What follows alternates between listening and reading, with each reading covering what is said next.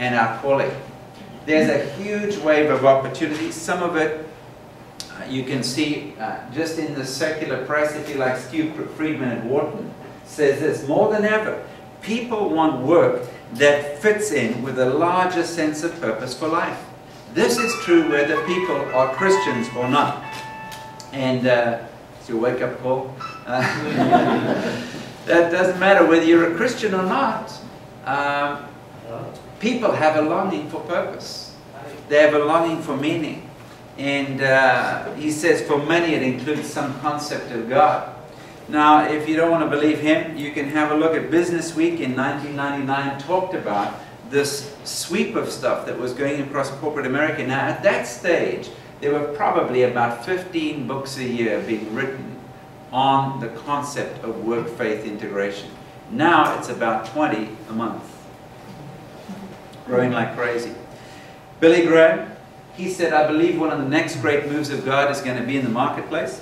I also heard him say that he thought one of the next big moves of God was going to be in prisons.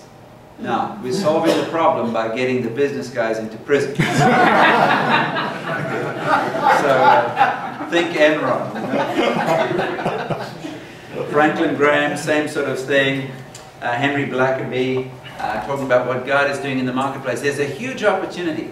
In order to grasp that opportunity, we have to have a theology of work, a view of work, a view of life, a worldview that fully integrates work and calling. Otherwise, we will simply be spreading darkness at the speed of light. We will be perpetuating dichotomy. We will be accelerating what is not good. So, let me share with you a little bit about from Marie-Ange, and I'll give you a bit of background. Marie-Ange grew up in Cameroon.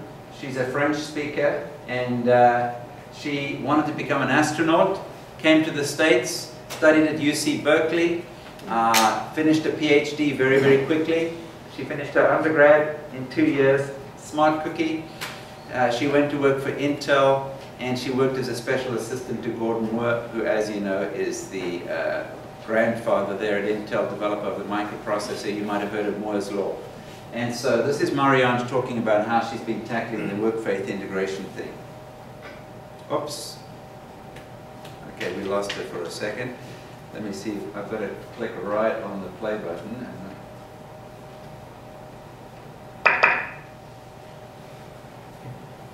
My name is Marie-Ange, and I would like to share with you an experience of convergence that I had.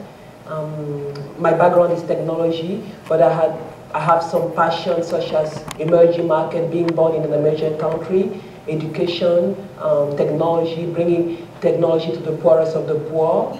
And in my current corporate job, I was wrestling with the Lord, trying to figure out how the whole convergence would come about. How is He going to bring all these different pieces of the puzzle together? So by praying and seeking the face of God, and He opened an amazing opportunity for me to work with one of the key leaders, executive leaders of my company, whereby I had the opportunity to go to an emerging market, in this case Nigeria, which is in West Africa, where I was able to work on 2 key projects. The first one is telemedicine. We were able to use telecommunication system to be able to bring, telemedicine technology from one of the biggest city, the capital city in this case, to a rural village, which is located 500 kilometers from the capital city. So what is the impact of that? It's the fact that now, the patients that used to die because they couldn't make it to the city because of the bad roads, now they have access to the doctors that are located in the big city through teleconferencing, through, they can send back and forth results and examine patients through telemedicine. The second project we work on was Classmate PC, whereby we put technology where kids can actually learn through PC, and they can interact within themselves in the classroom, as well as with the teacher who is now teaching from the main computer in the class. And they have access to the amazing information that the internet offers. And when we came back a year later, we realized that actually the test score of those kids had improved by 20%, so we can see the impact. So this is a practical way how I saw the Lord working in my personal life, bringing together, converging my passion for technology and my passion for emerging market, education, reaching out to the poorest of the poor of this world. So one example, and so what we try to do is help people figure out where they are, how they can blend. Now she's wired as an evangelist. She came to Christ at 11 years old, used to take the bus from her village into the city and preach on the bus back and forth. So she's quite a character. But she finds herself at Intel. And so then what do you do to blend together your calling and your career? And that's her example of this. So this increased bunch of opportunities for people in the marketplace. Is this good news or bad news? So more opportunity doesn't equal more time. In other words, if you still think that this is work and this is ministry, the ministry opportunities are now getting bigger. So we have a problem here. The problem being the ability of traditional models to cope with this emergence of what you might call marketplace ministry type of things. And so the other problem is that there's a great desire of people to be part of the next wave of missions. But the old paradigms can't really cope with that. I had a guy over at my place on Wednesday night. I said, what do you do? He said, I'm the youth, young adults pastor. I said, how old is a young adult? And he's at a church in the Bay Area. He's a young Asian guy, which you can never tell. He looks like he's 17 and a half, but he's CPA. And so he said, well, they're actually training people in that church. They have a gal who's going across doing English as second language into China. I said, well, I just came back from China. Why don't you send them in to do a business? He said, what do you mean? And I explained to him about what the need is. I said, you come out of a business background. You have all these business people in your church. Why don't they go in and do a good, solid business? And then he realized, well, that could be self-funding. And we don't need a facility. We don't need to get a church. We can just bring everybody into the business. And so if he's trying to do what he wants to do on the old paradigm, he's going to have a problem. So we can't do it with business as usual. So here's the dilemma. Dichotomized thinking plus marketplace ministry will leave you worse off than you were before. And there are notions out there of things like success to significance. Don't think it's true. I'll speak about that in a moment. Here's an example. It's a friend of mine, Marius Klaassen. Marius's family runs an auto dealership in South Africa. They have multiple franchises, Mercedes-Benz and Toyota and Lexus and VW and so on. He came to our training as a client in South Africa very, very skeptical, but God did something in his life. And then people heard, here's a guy who's a business guy who's excited about God. So he got invited onto every marketplace committee, etc., etc., and pretty soon his business was suffering. And his brother came to him, the CEO, and said, you need to pay more attention to the business, which was hard for him to hear because now he was passionate about, what God was doing. Fast forward 3 years, and the initiatives that Marius wanted to do actually ended up being done through the business. So he took his time, and the things that he wanted to sponsor, the things that he wanted to do now get done through the company rather than around the company. By the way, last night I was chatting with some folks about how God gets business people's attention. In this particular case, the business is called Helderberg Honda. It's an area in South Africa. We went there. They weren't in this fancy location. They were in a very small little location, their original thing, now off the beaten track.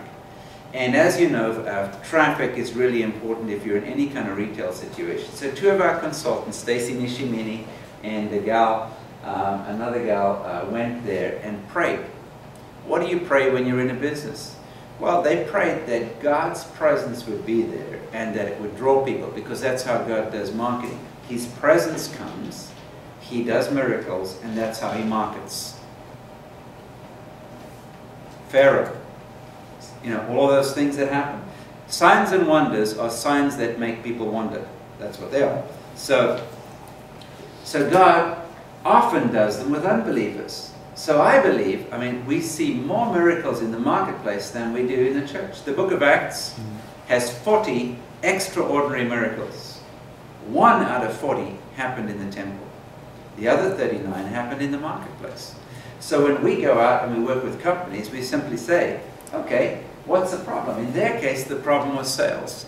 So Stacy and Vivian went and prayed on a Thursday. On the Saturday, all of the salespeople were gone to a car convention that was somewhere else. Only the manager, who was a number cruncher, was there.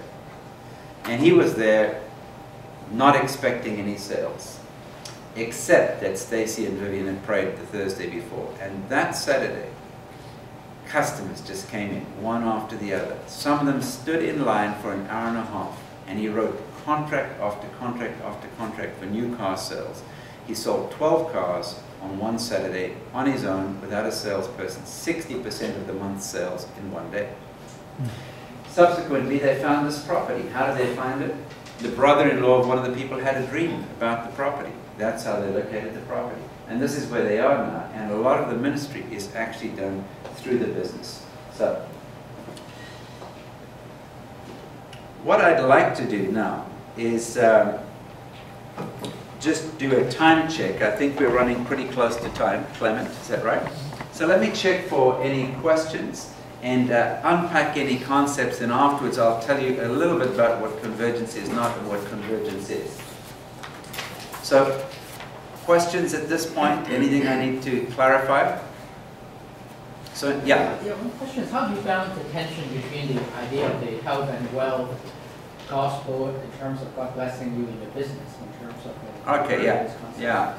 Occasionally we get asked the question, well, if you're helping people apply biblical principles, doesn't this sound a little bit like the prosperity gospel, particularly if you're asking God to do miracles in the business? And when we first started out, we went into South Africa with a team. We had this idea, if we can transform 10 companies in a week or two, and then we could do that 10 times, and we could repurpose 100 businesses in a city, then could that bring about transformation in the city? That was our question. And so we developed all of these great training materials, etc., which was fine. The people began to become a bit of a community to each other. But there was a missing element. That missing element, God supplied just in time when we were in a tough spot in our first venture. But afterwards he told me, he challenged me to build it in, to integrate it in, and it was this concept of marketplace miracles, which I've just mentioned.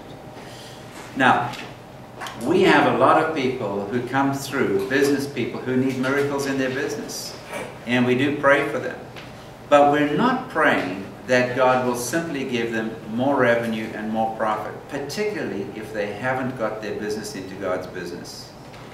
In other words, I don't believe, I have zero interest in God making your company 10% more profitable or 15% more revenue if your business isn't in God's business. Because the warning is there in Deuteronomy.